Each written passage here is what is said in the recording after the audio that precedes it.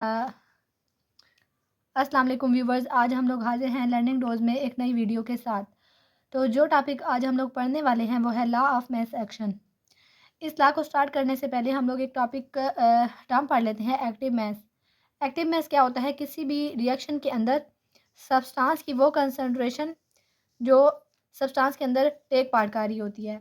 For example, ये ए और B substances हैं और ये हमारे पास प्रोडक्ट बना रही हैं सी और डी। इस रिएक्शन के अंदर ए की जो कंसनट्रेशन या जो पार्ट रिएक्शन के अंदर टेक पार्ट कर रहा होगा वो उसका क्या होगा? एक्टिव मैस होगा। अब हम लोग पढ़ते हैं लॉ ऑफ मैस एक्शन। ये लॉ किसने दिया था? गुलबर्ग और वेज ने दिया था 1869 के अंदर।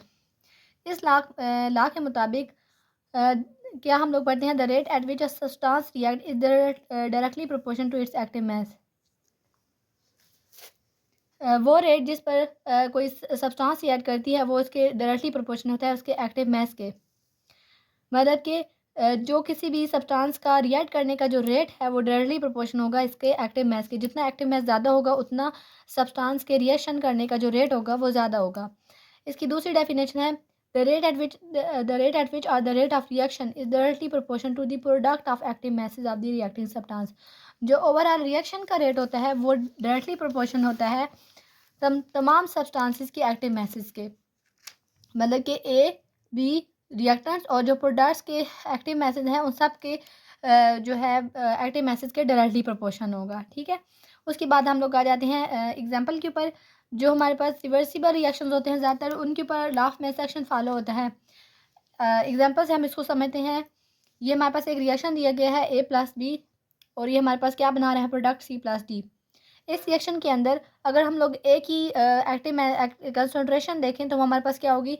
ब्रैकेट से हम इसको शो करते हैं ए और ये बी हमारे पास इसकी कंसंट्रेशन है, सी जो है वो हमारे पास इसकी कंसंट्रेशन है और डी इसकी कंसंट्रेशन है।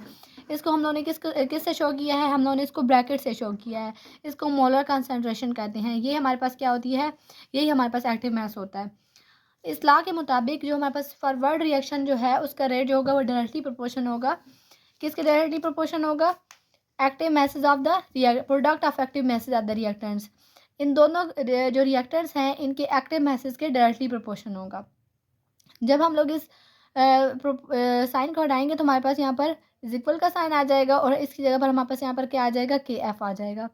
इसी तरह हमारे पास जो रेट ऑफ रिवर्स रिएक्शन होगा वो हमारे पास डायरेक्टली प्रोपोर्शन होगा प्रोडक्ट्स के एक्टिव मैसेज के। प्रोडक्ट्स जो हैं उनके एक्टिव मैसेज के प्रोडक्ट के डायरेक्टली प्रोपोर्शन होगा।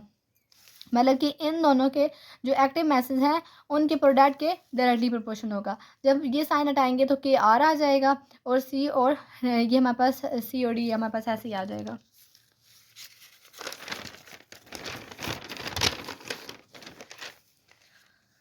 तो उसके बाद हम लोग देखते हैं कि हमारे पास पहले फॉरवर्ड रिएक्शन का जो रेट होता है वो हमारे पास ज़ाहिर है वो हमारे पास ज़्यादा होता है और रिवर्स रिएक्शन जो होता है वो हमारे पास लो होता है। ये हम लोग पहले जो है वीडियो है उसके अंदर हम लोग ये डिस्कस कर चुके हैं। लेकिन एक पॉइंट ऐसा आता है कि फॉरवर्ड रिएक्शन और रिवर्स रिएक्शन का जो रेट होता है वो इक्वल हो जाता है। तो इक्विलिब्रियम पर क्या होगा हमारे पास कि फॉरवर्ड रिएक्शन और रिवर्स रिएक्शन का जो रेट होगा वो क्या हो जाएगा? इक्वल। तो इनको हम लोग इक्वल पुट कर लेते हैं। ठीक है, तो हमारे पास ये हमारे पास क्या हो जाएगा? के एफ ओवर के आर आ जाएगा। ये जब इधर आकर डिवाइड होगा और ये सारी टर्म उधर जाकर डिवाइड हो जाएगी। ये जो के एफ ओवर के आर है ये के सी के इक्वल हो जाएगा। इस के सी को क्या कहते हैं? Equilibrium constant. ठीक है, इक्विलिब्रियम कांस्टेंट को ऐसे शो करते हैं और ये हमारे पास के सी जब इसकी जगह पर हम पुट करेंगे तो हमारे पास ये क्या आ जाएगा? K C is equal to C D over A B. तो ये लॉ ऑफ मैस एक्शन क्या डिस्क्राइब करता है? ये रिलेशन डिस्क्राइब करता है एक्टिव मैसेज के दरमियान, रिएक्टेंट्स और प्रोडक्ट्स के एक्टिव मैसेज के दरमियान और इक्विलिब्रियम कांस्टेंट के दरमियान। उसके बाद आ जाते हैं हम लोग एक जनरल रिएक्शन के ज़रिए हम इसको समझेंगे इक्विलिब्रियम कांस्टेंट को।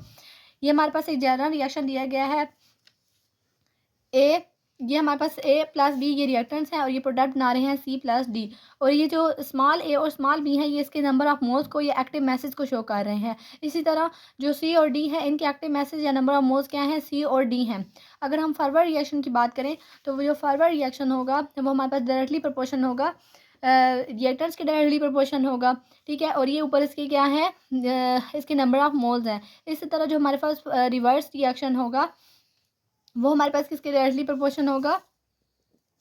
वो हमारे पास किसके डायरेक्टली प्रोपोर्शन होगा? वो हमारे पास प्रोडक्ट्स के एक्टिव मैसेज के डायरेक्टली प्रोपोर्शन होगा। तो उसके बाद हम लोग क्या कहते हैं कि हमारे पास इक्विलिब्रियम के ऊपर क्या होगा, हमारे पास फॉरवर्ड रिएक्शन और रिवर्स रिएक्शन का जो रेट हो जाएगा वो हमारे पास इक्वल हो जाएगा। ठीक है, तो जब हम इसको डिवाइड करेंगे इधर आकर तो ये हमारे पास के एफ ओवर के आर आ जाएगा। तो हमें पता है कि के सी किसके इक्वल होता है, के एफ ओवर के आर के। तो जब हम इसको पुट करेंगे तो के सी इज इक्वल टू ये हमारे पास आ जाएगा C D over A B.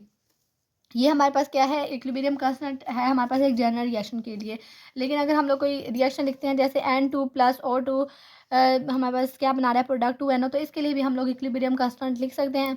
तो फॉरवर्ड रिएक्शन का जो रेट है इसके लिए वो हमारे पास किसके डायरेक्टली प्रोपोर्शन है, रिएक्टेंट्स के प्रोडक्ट के डायरेक्टली प्रोपोर्शन है। ठीक है, और इसी तरह रिवर्स रिएक्शन का जो रेट है वो प्रोडक्ट्स के डायरेक्टली प्रोपोर्शन है।